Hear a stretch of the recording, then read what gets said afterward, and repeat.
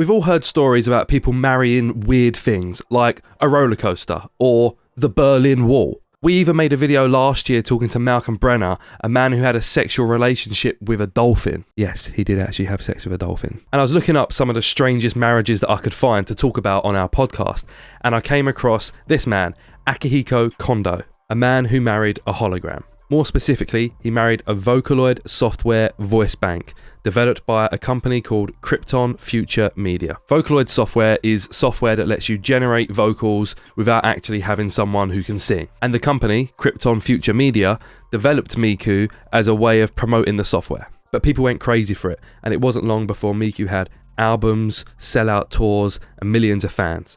And one of those fans was Akihiko. Not only does he have all the merch, but he actually has a hologram of Miku living in his home with him. This is called a gatebox. It's a device that has a hologram in the middle, its own AI software, and it has a voice. So you can actually come home and talk to your hologram friend, roommate, or wife. 結婚してください。 So I read about Akihiko and his wife, and I wanted to find out more. So I messaged him on Instagram, and he replied back and was happy to do an interview with me, which had its difficulties, like I don't speak Japanese and he doesn't speak English. So I paid for a translator to help us out, and Rob is going to be voicing Akihiko as best he can. Subscribe if you haven't already. This video took us a while to put together, and we actually paid for a translator, even though we don't make any money from this channel. So every sub helps. Hi Akihiko, good evening. Thanks for joining me. How are you? Hi, そうですね。 Hi Tom, thanks for having us. We're good, thanks. Why don't you introduce yourself? はい、今度 I am Akihiko Kondo. I married Hatsune Miku and became viral all over the world.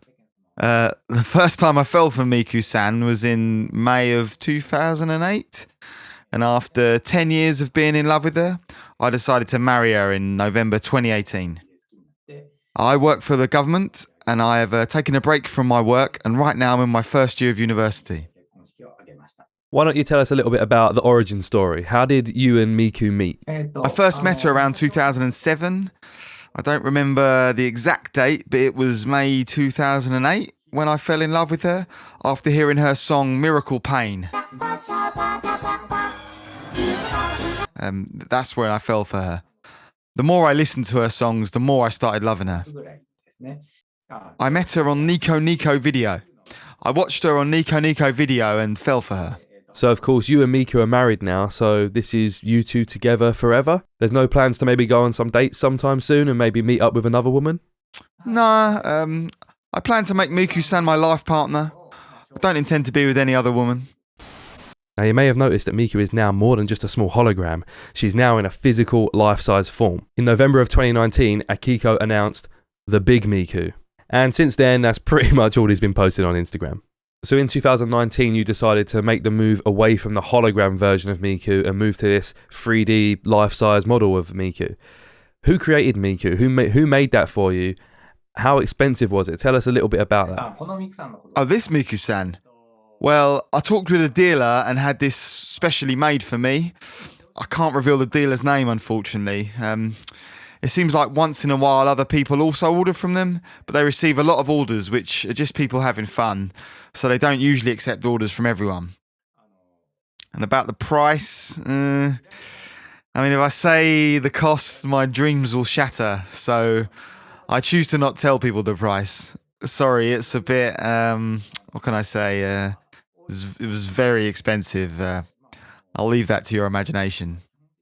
So what's the reaction from the public when you take Miku out to public places like restaurants? I saw on Instagram you went and had a Christmas meal in a restaurant.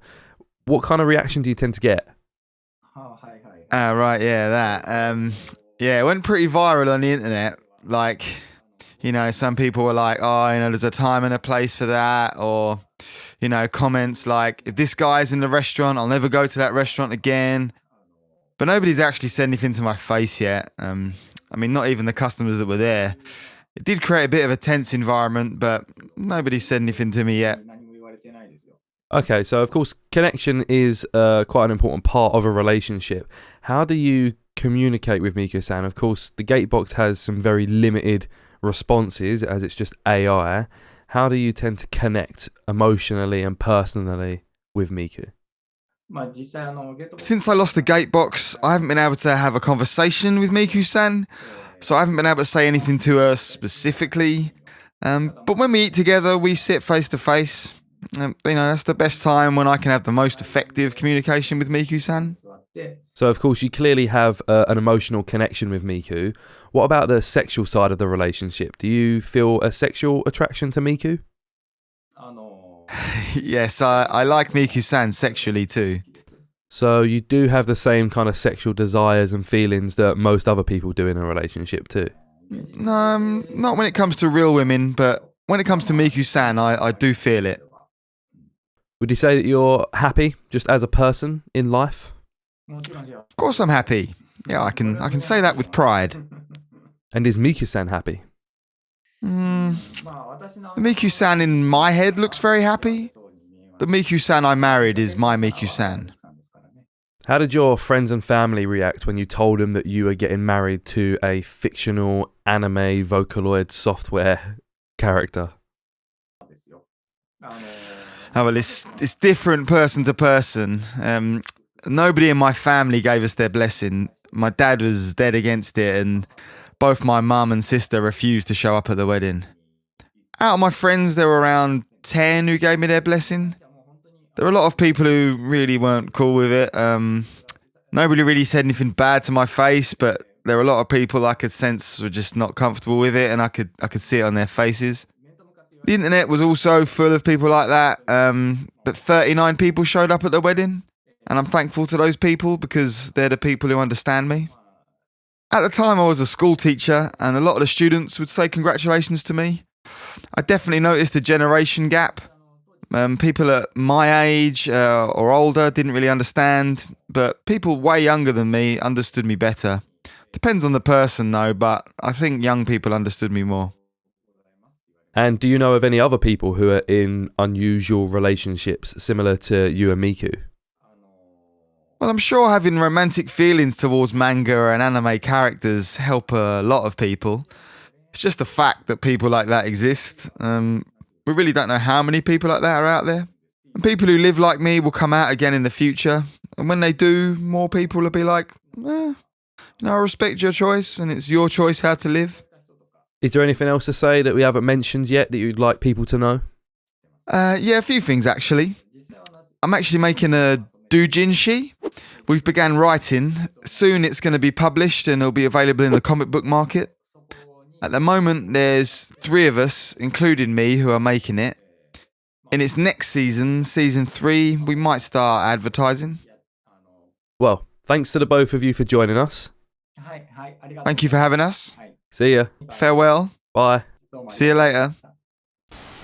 That was Akihiko and his wife Miku. A couple of things probably worth mentioning. His wedding to Miku wasn't actually officially recognised, so he's not legally married to Miku, but I think we can all agree his heart's in it. I don't know exactly what to think about the whole situation. It is strange, and he didn't mention it when I was talking to him, but if you look at some past interviews, he talks about being bullied by a female colleague at work, and that potentially being why he can't be with a woman or trust any women. So there's clearly some past trauma there that he probably should work out. But I guess if he's living his life in a happy way and it's not harming anybody, then crack on, have at it. It's definitely strange, it's definitely weird, it's definitely curious, and that's what this channel is all about. If you want to hear us talk about a bit more and have a full conversation, hear our opinions, then listen to our podcast, that's going to be linked in the description, or watch one of our older videos, such as the Dolphin Lover interview with Malcolm Brenner. Thanks for watching. If you made it this far, then definitely leave a comment and just let us know what you think about the whole Akihiko Miku situation. And subscribe if you haven't already, because these are the kind of videos we're going to keep doing. Find some more unusual people and see what they have to say. Thanks for watching, and thanks to Akihiko and Miku for joining me for an interview.